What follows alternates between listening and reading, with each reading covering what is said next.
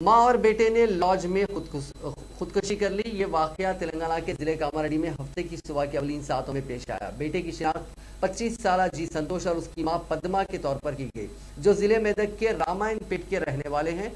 25 साल संतोष ने फेसबुक पर एक वीडियो अपलोड किया जिसमें उसने मां और बेटे दोनों के इंतहाई इकदाम की वजूहत बयान की।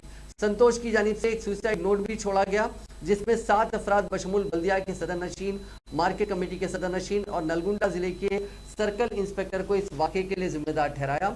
संतोष ने कहा कि इंस्पेक्टर जिसने कबल रामायण पेट में खिदमत अंजाम दी थी, नवंबर 2020 में फेसबुक पर अपलोड करदा एक वीडियो के सिलसिले में उसका फोन लिया और 10 दिन बाद ये फोन उसको ये कहते हुए वापस कर दिया कि इस फेसबुक पोस्ट से इसका कोई ताल्लुक नहीं है। मोबाइल फोन की अहम मालूमात सदर नशीन बल्दिया को पहुंचाई गई। अपने वीडियो में पद्मा ने कहा कि कमिश्नर बल्दिया और दूसरे उसके बेटे को गुज़िश्ता 13 माह से हरासा कर रहे हैं। मुबैना तिजारती तनाज़े के सिलसिले में उन्होंने संतोष को जेल भी भिजवाया।